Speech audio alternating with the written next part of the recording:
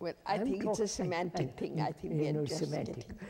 But I'm saying, I'm asking, is it first of all possible to completely end the whole content of my consciousness, of human consciousness, which has grown through millennia? And that content is all this confusion, vulgarity, coarseness and pettiness and triviality of stupid life. But it is also the goodness. Oh yes, that's all included. Now wait a minute, I must be very, goodness is something entirely different. Goodness has no opposite. That's why. Goodness is not the outcome of that which is not good. The ending of that which is not good is goodness. That's it better. Now, is it possible to end all this conflict?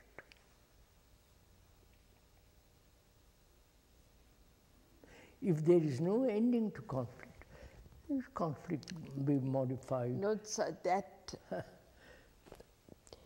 there is an ending to conflict. Why do you say that?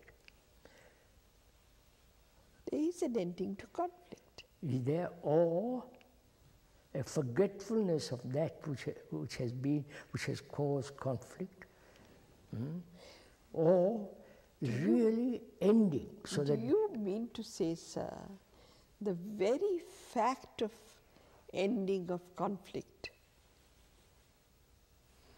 is the birth of the new? Yes.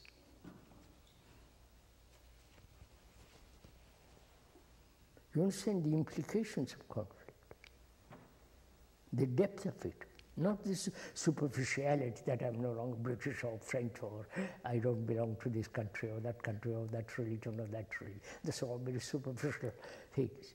I'm talking of the deep, embedded. You're talking of conflict as separation from another, the sense of separateness. Separateness, that is the real thing. Isolation.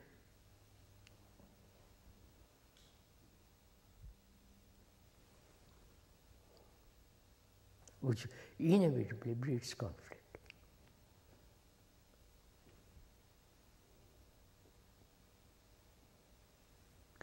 Is that possible?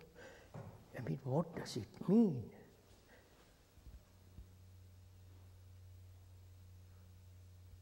So the brain is, there is no conflict. There may be, now wait a minute, the problems may arise, you follow? But that those problems are dealt with immediately ended. Problem means conflict. Why should problems arise? The word, common usage according to dictionary, is something. A problem is something thrown at you, which is a challenge. Problem means that.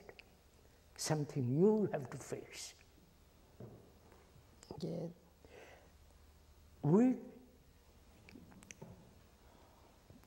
resolve the problem intellectually or physically and so on and so on, which is still creating further problems, like the politicians, what they are doing. You conquer, and the results of that conquering is some other factors, which brings to another series of problems. You keep this problem going all the time. I am saying there is no problem.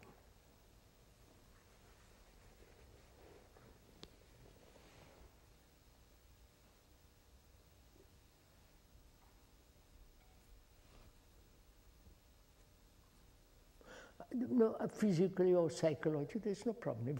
If I can't live at Brockwood for a few months, all right, I don't live at Brockwood. If nobody feels me, all right, you follow? there is no problem.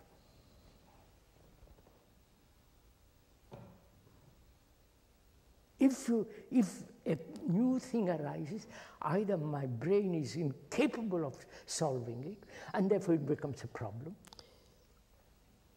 You mean to say, sir, that's the whole point of it.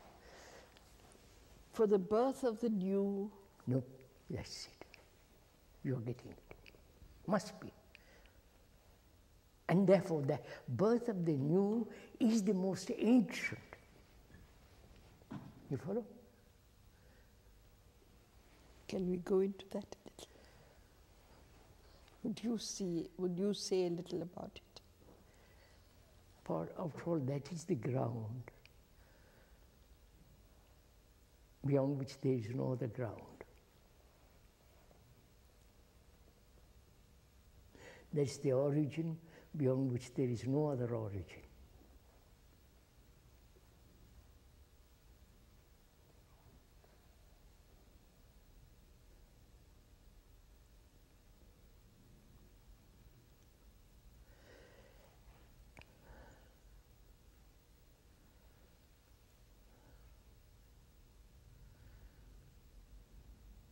Pupulji, this is really a problem, not a problem, this is really a question whether the brain can ever be free from its own bondage.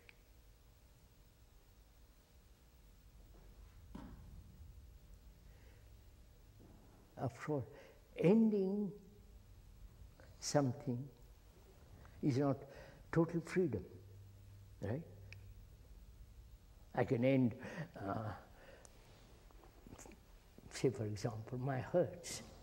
If I have hurts, I can end it very simply. But the images that I have created about myself, those images get hurt. Yes. And the maker of the images is the problem, right? Mm-hmm. So it leads more and more something, which is to live a life without a single image.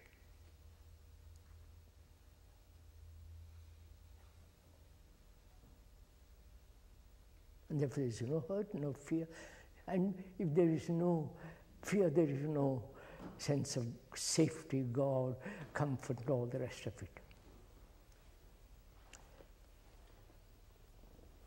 Now, would you say the most ancient of which no, I won't even say that, which is the origin of all life, must be ancient of ancient, beyond all thought of old or new. That is the origin of all life. When the mind, which includes the brain, when that mind reaches that point of that ground which is totally original, new, uncontaminated, is that possible? Meditation has been one of the means to reach it. Silence the mind has been the ways that one hopes will help, will bring about that coming to it. See, we're all making efforts to come to it. That's what I'm saying. It requires no effort. The very word effort means conflict.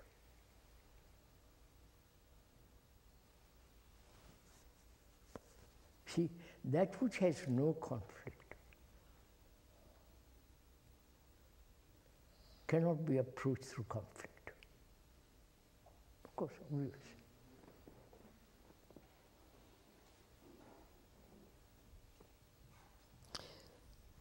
In a sense, does it really mean that there is no partial approach at all in your teaching? Impossible. How can there be?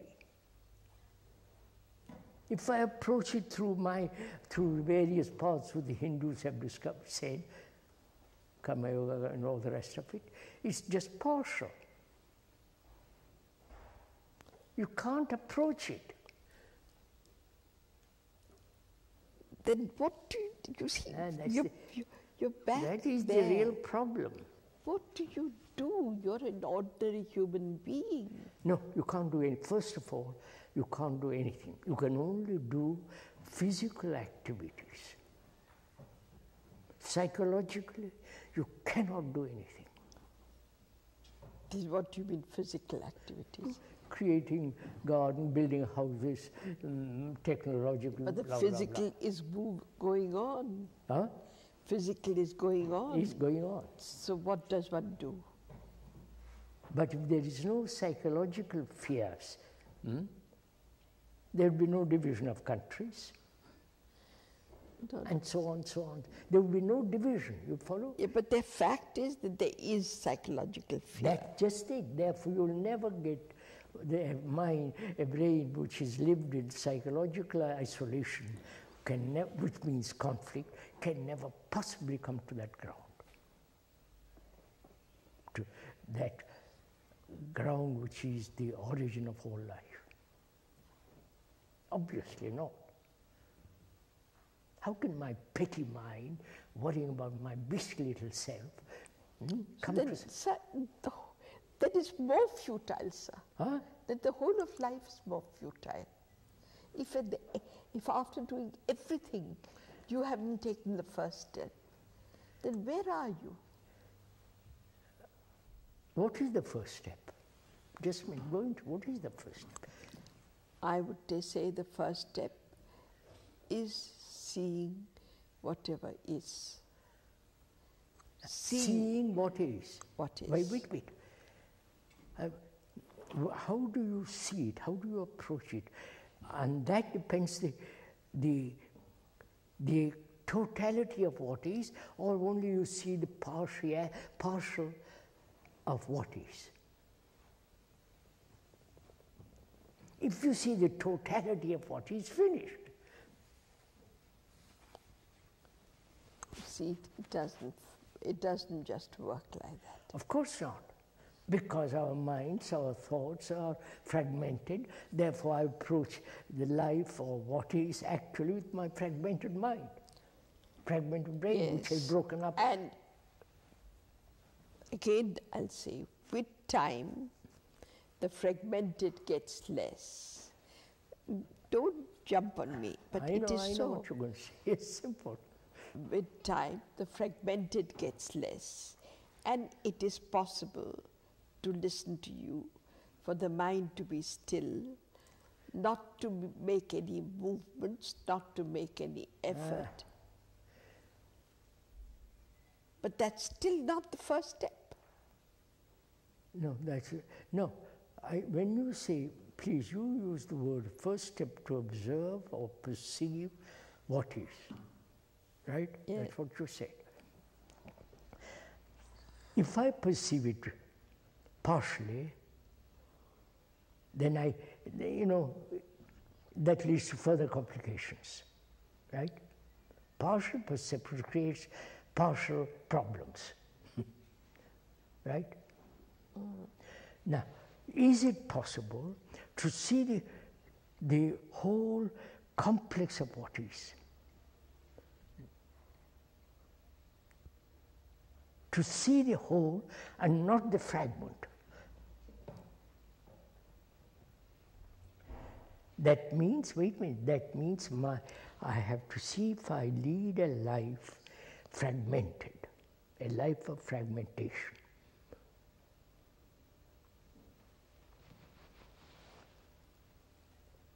That is where I would begin.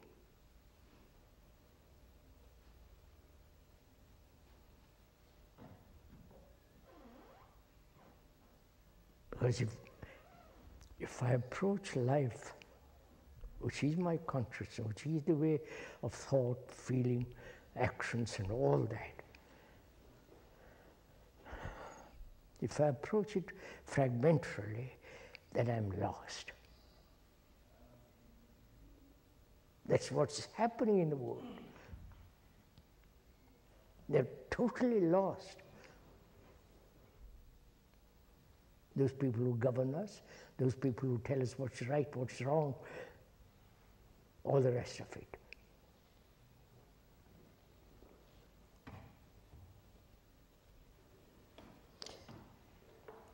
Is it possible to look at life as a whole without fragmentation? Pupul, that is the... Why doesn't the ancient mind see this? Can't, won't. How can total, complete order? But you said that the ancient... Just a minute, that is the ancient. The original ground is the most ancient. Now that's there. No. What do you mean, no? Unless it is there as an idea, which is what all people have maintained. God is there. They're just an idea, a concept, a projection of our own desire to be comfortable, to be happy, to be all the rest of it.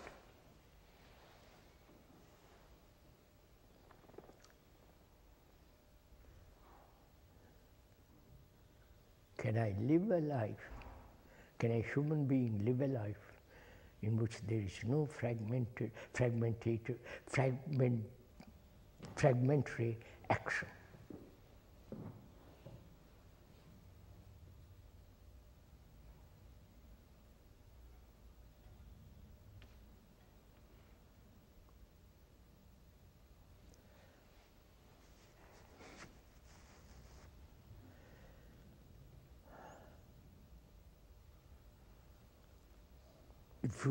If somebody says, where am I to begin? I say, begin there. Find out for yourself if you lead a fragmentary life. You know what fragmentary life is? Saying one thing and doing another. The whole fragmented way of living, which is isolation. And therefore I have no relationship with my wife or with other rest of humanity.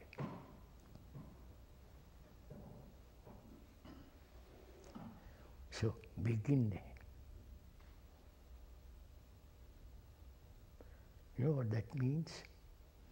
What tremendous inquiry you have to make to find out.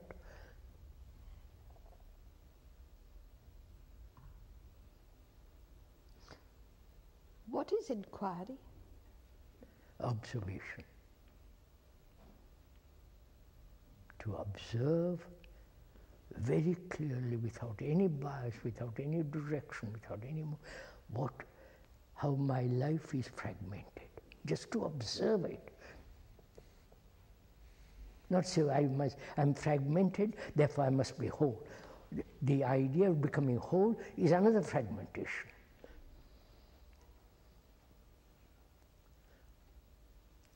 So the implications of observing the way of fragmentation.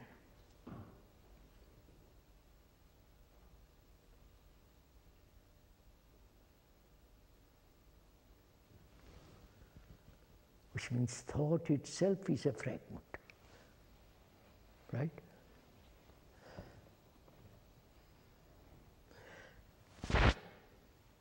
And that is the cause of fragmentation.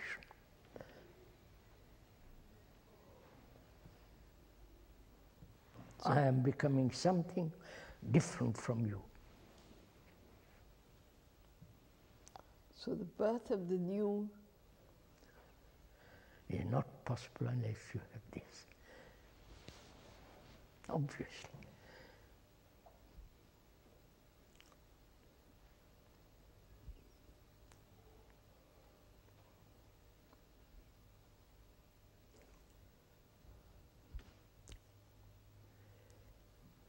stop.